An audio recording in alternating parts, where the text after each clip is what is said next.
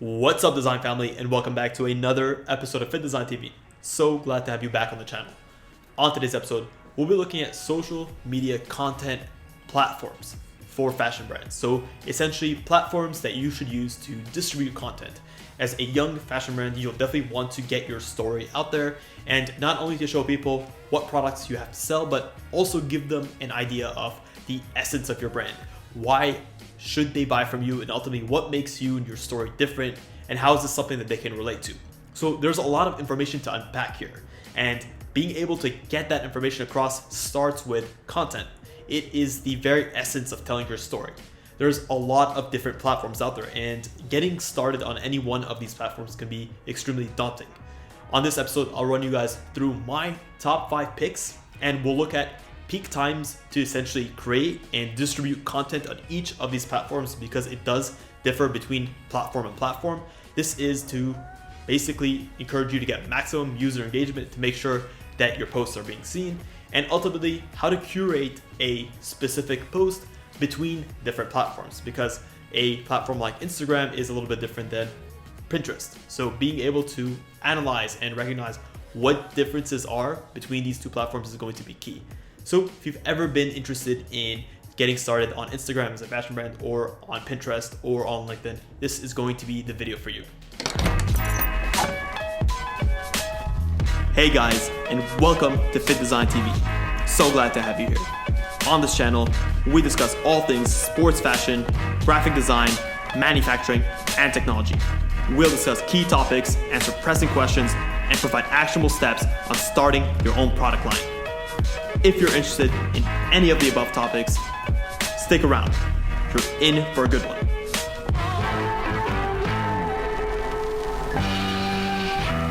Obviously, as a fashion brand, you have a lot of content to put out, and you want to do so in a way that is efficient and gets your message across. You also want to make sure that the users that you're intending to target are using the platforms that you're actually distributing on.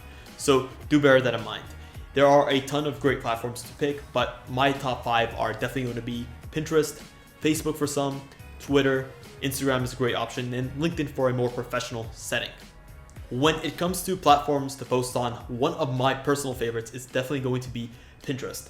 So Pinterest has sort of 2 ways that you can use it. You can either use it as a pinner, which is essentially creating your own boards and pinning content created by others. This is a great way to allow yourself to curate these boards and to share content and to share your taste with other people. A great option for like fashion bloggers and other personalities. But my personal take on it is, especially as a brand, you'll want to create your own content.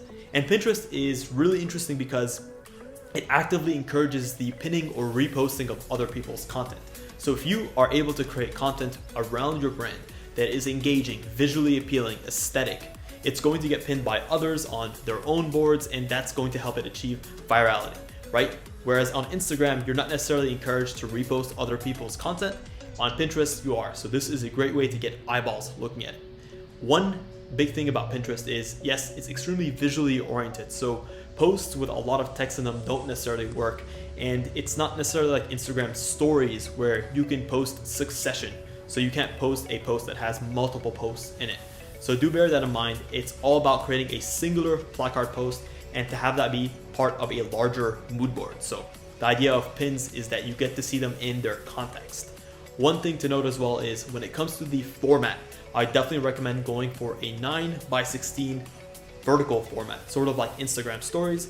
That's to maximize the screen real estate and to make sure that your pins are getting the most amount of visual exposure possible. When it comes to timings, so Pinterest is also interesting in the sense that it's a quite engaged form of user engagement. So typically the user sessions tend to be a bit longer than traditional social settings. So between 8 to 11 p.m. seems to be a very popular time to post on Pinterest because users are actually scrolling, they're actively pinning at that time. And between 2 to 4 p.m. is also another great window.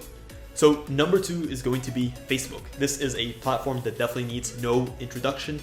And Facebook is interesting in the sense that nothing productive happens on Facebook, but it is a place for you to really engage your users, especially as a brand, and you want to focus on the storytelling aspect of content creation. So two main kind of post types that I see work really well on Facebook are one, which is a video visual format in a 4:5 aspect ratio, so 1080 by 1350. This is great, and I'll definitely recommend keeping it under a minute long. Tell a story, be engaging, let Facebook actively encourage the reposting of your videos. So one thing that Facebook has done recently is it's sort of incorporating videos into a reel style where, again, you just keep scrolling endlessly and it'll suggest new videos for you. This is a great way to kind of get discovered.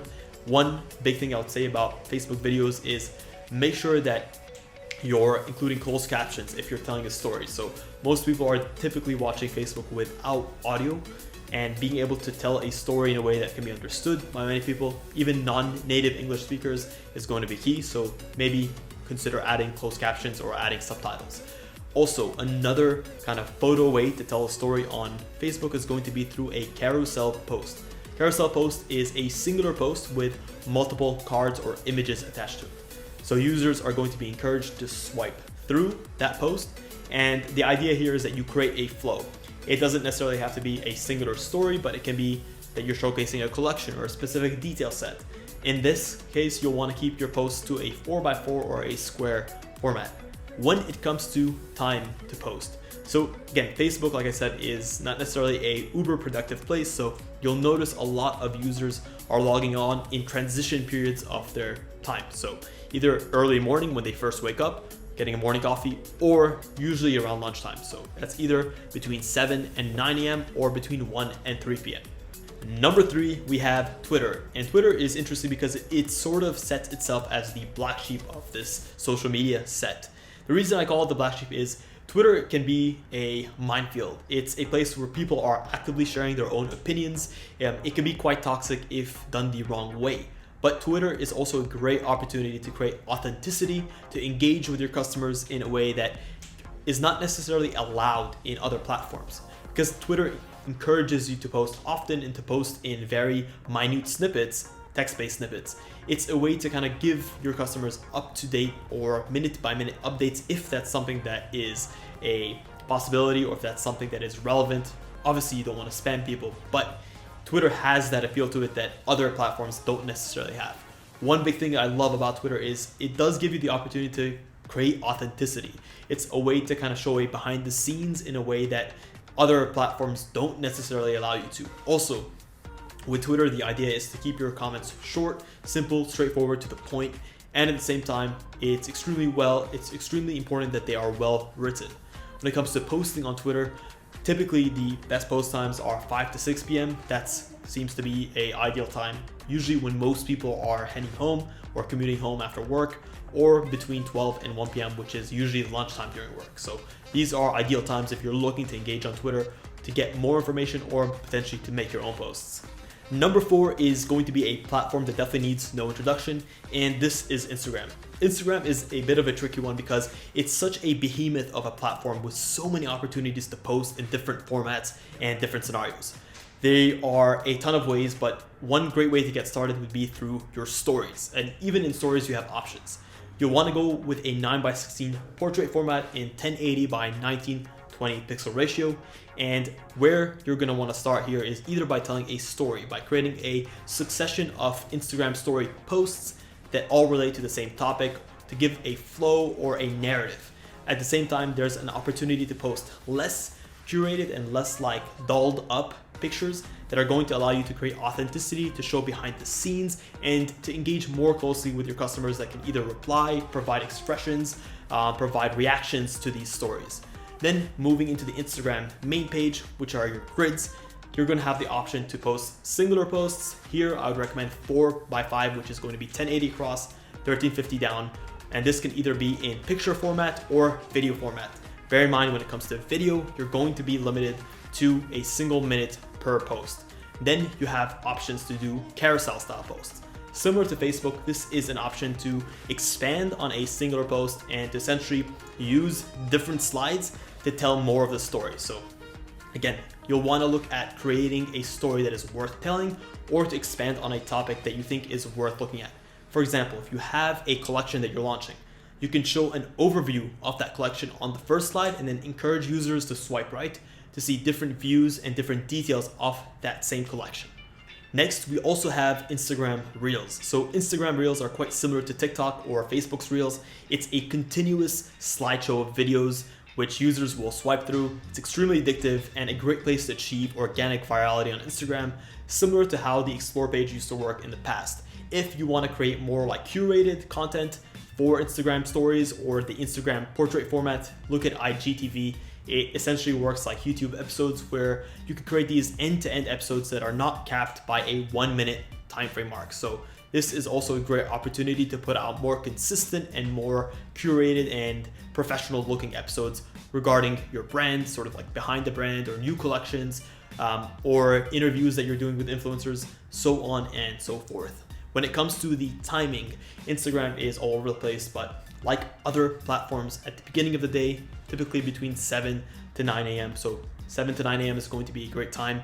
At the end of the day, 5 to 6 p.m. and funny enough, between 2 and 4 a.m. also registers as a time frame. So look out for that.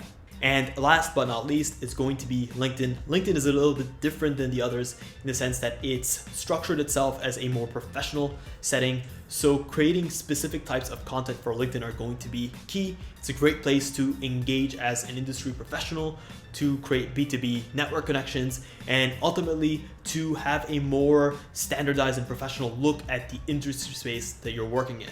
When it comes to creating content for LinkedIn, it's definitely not about showing off or creating a very visual or aesthetic look to a lot of your posts. Obviously, you want them to look polished and well put together, but it is a lot more educational and it's a lot more about talking about the facts and the industry standards and just making sure that you are putting out informed content that can empower others and can create a conversation around pressing topics. So it's a great place for you to just gather information and to absorb information, to connect with others that have similar mindsets, and to ultimately distribute content that is educational, can empower others in the industries that you're in. So as a fashion brand, this is a unique opportunity to really set yourself apart from other brands that are just sort of doing it on a very visual basis on other platforms.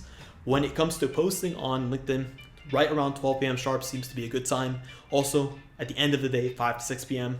and more during the end of the day, so after dinner between 7:30 to 8:30 p.m., sort of when you're having that productive after hours, it seems to also be a great time to post on LinkedIn.